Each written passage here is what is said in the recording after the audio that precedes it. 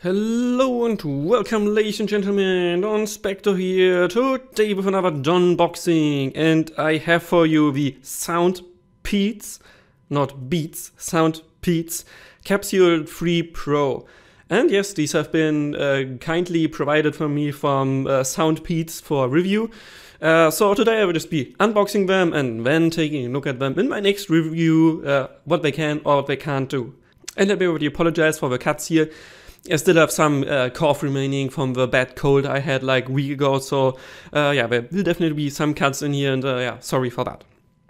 So yes, this is a true wireless in-ear with an, I think it's a 12mm bio-coated dynamic driver. I'm still not entirely sure what that means, but usually bio means it's like biocellulose driver, so yeah, let's see how this one sounds later on, because yeah, biocellulose usually known for a good bass. So yeah, let's see what this thing can do. And this is how it arrived here, just straight paper or cardboard packaging, like nothing fancy around it. And then again, plastic wrap, which we remove here. And that's how the dude looks like who's wearing it, and he's like, oh yeah, I'm so into music, look at this. My music is slightly depressive, but I'm still into it, oh yes. Yeah, let's unbox this. So, classic black cardboard here, and it's opened like that, you can see it. And let's fold it up, and here we have our manual. Oh, and there is an app. That is pretty nice, at least if the app is good, so I have to look at that in my review. And then we have a bit of foam here. Removing the foam reveals the casing. But before we take a look at that, let's remove the accessories. These are in an additional pouch here. And if we open the pouch, which can be done. No, wait, how is this opened? I'm stupid? I'm stupid, okay. Opened like this, obviously. And as accessories, we do get and USB-C to USB-A cable, how it looks like. Rather short. Let me unbox that so we can see it. Yeah, it also says Type-C. Very important. That's glued on here pretty tight. Whoops. And I ripped it apart. Standard USB-C cable, not too thin, not too thick, no complaints here. And then we have more tips here. Let me then also see if I can open the tips without shredding the packaging. Okay, apparently not. Okay, I did manage. Then let's see what tips we have here. Okay, let me just make a little space here. So this is the tip. Is slightly oval, as you can see, and has a rather wide outlet. But at the bottom it just looks like an other than the shape, totally normal silicone tip. It's relatively like soft and pliable, which is nice. Let me just have the smell test. It doesn't smell like anything, which is good. And as I can see here, I think this is S and this one probably L. So let me just get a size comparison in here. Left is S, right is probably L or M. I have to see what is actually on the IEM.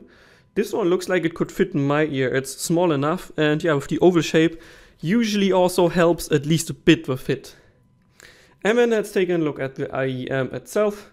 And yeah, here at the bottom, Type-C charging, if it decides to sharpen, Type-C. And then we have an additional plastic wrap around it for protection. Let me remove that. Yep. And here we have the casing. It has like a metal thing on here that also says Soundpeats. Is not the smallest case I had for true wireless in-ears, but not the biggest. Wait, let me just get the Buds Pro in the picture as comparison. So as I said, I got the Buds Pro here. This is the Buds Pro casing, and you can see it's a bit thicker, but in all other dimensions is a bit smaller. However, this is more square, but this is more round. Like this has the nicer hand feel to it. This one is a bit, yeah, is okay. And then let me just quickly see. This is how Buds Pro open. It's not the easiest. I think my casing is also a bit skewed from just transporting it. And then these relatively smooth to open, still staying shut enough. And we have an LED at the front indicating whether it's charged or not. And then we have the TWS in here itself. Let me just remove one of them so we can look at them. So that is the classic AirPods design language, I want to say. Yeah. Okay, just turned on the flashlight here so we can see the IEM better, and apparently it's too dark for the autofocus to work probably, so yeah. Yeah, as I said, this is definitely AirPods design language. So we have the stem here, which here has a golden accent to it. Doesn't look like the golden accent is too like sensitive in terms of collecting fingerprints. And then we have a two-piece design here in the shell. Let me just remove the tip. Oop, sharpen. So there's the inside of the shell here with the nozzle at the front, which is again, as most true wireless, are relatively short in terms of length. And then there's the grill at the front here. And it looks like behind the grill there's still another mesh. I think these were IPX4. Does it say here somewhere on the packaging? Let me just get a package.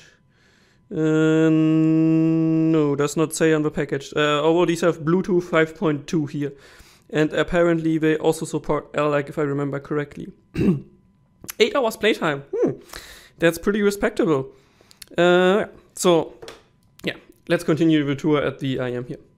And yes, you can clearly see here this two-piece design, as I said, like the stem and then the inside of the shell. The edge here is relatively noticeable, but at this price point here, it's like 50 euros or so, is definitely nothing to complain about. And then at the top, this looks like the microphone and its protective cover, because this is supposed to support active noise cancelling, so yeah, that definitely needs a microphone. And there's another hole here that I think is also a microphone. And then let me remove the protection here. Whoop. And then we have two things at the bottom here, which I'm not sure if this is touch surface or whether these are supposed to, oh no, this is charging pins probably, and another microphone here. So yes, then let me see, quickly take a look at the tips. Yep, this was M, right? I guess in. This is the tip that was on here. That's M, and that's S here. So you can see there is a noticeable sizing difference. And I can already know I will need S, so I also put the S tip on here. But nice, but there's no additional lip around the, or no additional like extrusion around the lip here. So even though this is oval, you can still mount your favorite tips. I will try, of course, again, the included tips first, because those are also oval and I don't want my tips to get oval shape. If I get them on here, not the easiest task, but it's fine. And oh, one important thing, let me smell at the IEM. Doesn't smell like anything, which is a good sign. Okay, and then we quickly remove the second one. So yeah, looks like the same thing. There is no visible left or right indicator on here. At least I can't see one. So that definitely, I prefer to have one here. Just give it like a red dot or something to indicate this is right and the other one is left. Just makes it a bit more convenient overall. Okay, and yeah, that's it, the unboxing. Hope you enjoyed it. If you have questions, if you have feedback, if you have recommendations, let me know in the comments. And with this, Donspektor,